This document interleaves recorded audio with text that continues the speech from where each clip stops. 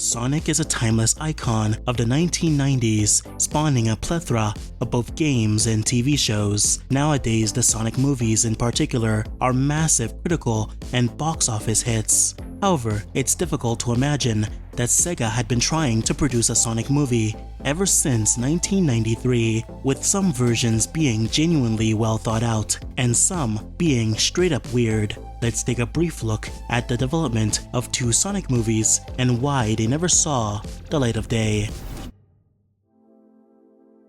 Why can't it be more like that nice boy Mario? Oh!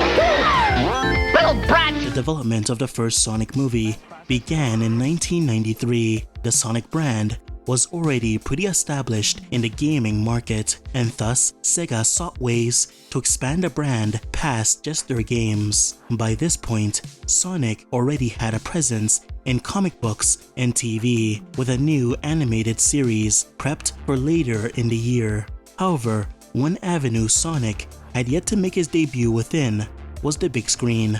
The problem was, at the time, it was unproven if movies based on video games could even work. It didn't help that the Street Fighter film and the Mario movie both received pretty mediocre and downright terrible reviews. Regardless, Sega would move forward with developing a Sonic movie, partnering with MGM and Trilogy Entertainment to get the film off the ground, which would be titled Sonic: Wonders of the World.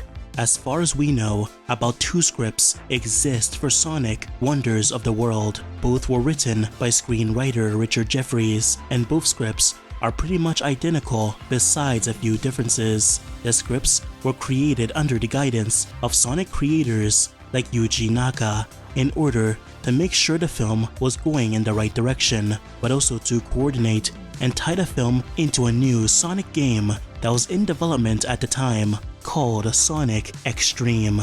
The story focuses on a boy named Josh who, after messing with a device called the XRI, accidentally summons Sonic from the game Sonic Extreme. However, Sonic isn't the only one to emerge, as Dr. Robotnik also escapes from the game and seeks to become a rich capitalist through nefarious means. Sonic and his friend Josh must work together to fight against the evil Robotnik and force him back into the game world. By the end of the narrative, Sonic returns back into Sonic Extreme, and the XRI is placed into storage, likely as setup for future sequels. Supposedly, this story treatment was well liked by MGM and creatives over at Sega, although there were plenty of suggestions to alter the story, such as replacing Robotnik with a new antagonist, and a request to somehow integrate the Japanese origin story of Sonic into the film.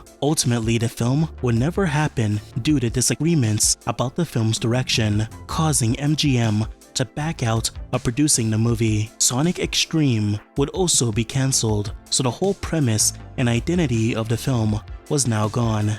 This would not be the last time creatives would try to tie a Sonic movie into a pre-existing piece of Sonic media, which connects us to the next attempt at a Sonic movie.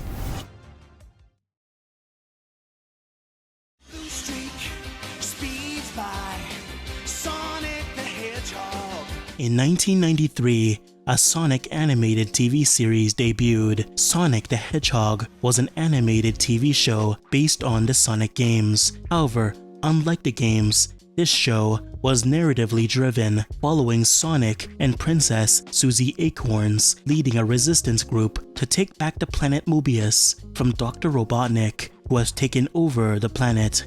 The series amassed a total of 2 seasons, with the finale ending in a cliffhanger that's yet to be resolved to this day. Anyways, the series would conclude after the 2nd season in 1994 due to Disney's acquisition of the production company, and would remain shelved for close to a decade. That was until 2002, when Sonic the Hedgehog TV writer Ben Hurst began work to revive the series, either through a film or additional season. Supposedly, Ben Hurst managed to get the production company DiC to agree to his pitch, so the goal now became to convince Sega to allow him to greenlight the project. At some point while Ben Hurst was developing this film, Archie comic writer Ken Penders became aware of what he was trying to do. The rest of the story gets a bit strange and convoluted from here, and it's not entirely clear what happened due to conflicting reports. All we know for sure is that this revival would fall apart and the next version of this continuation would not begin development until 2003.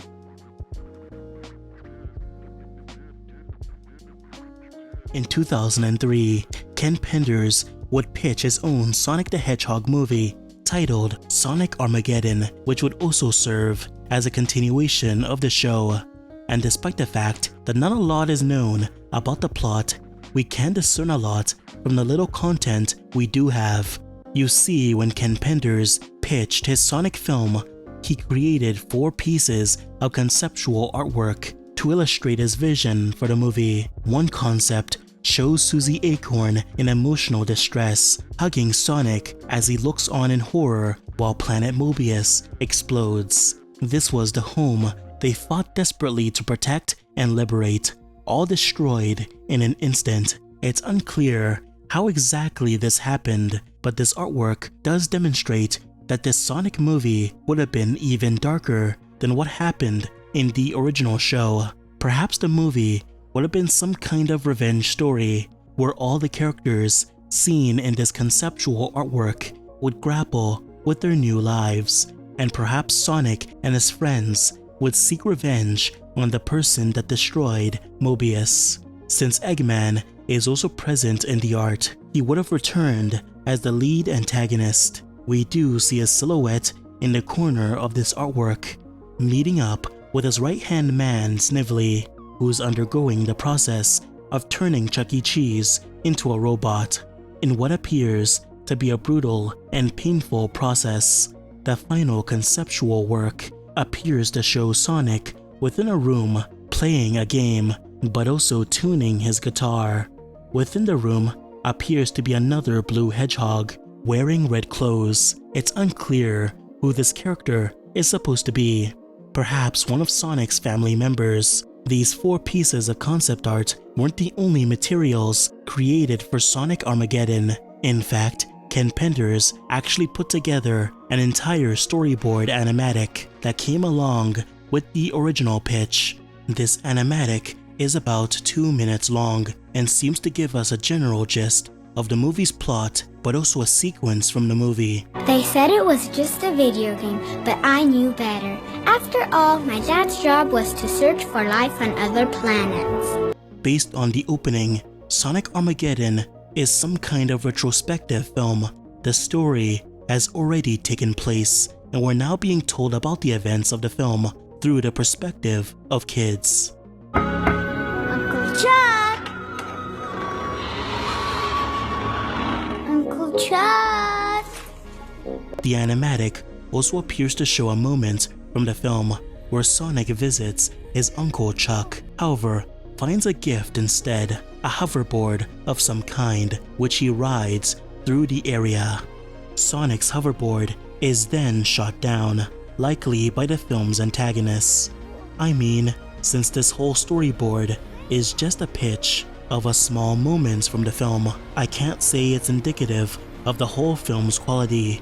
Ken Penders is a divisive figure, so I can imagine that most fans weren't too keen on the contents of this video or the idea of Ken Penders doing a Sonic film at all. Anyways, according to Ken Penders himself, this project was pitched in 2003 and continued development up until 2007. This means that it must have been in some kind of development hell for a couple of years. Whatever the case, due to corporate upheaval, the series would be shelved entirely. We have to remember that by 2003, Sonic X would have been airing at the time, so I can't imagine they'd greenlight a film about a Sonic TV series that was cancelled more than a decade prior, leading to this film's eventual cancellation.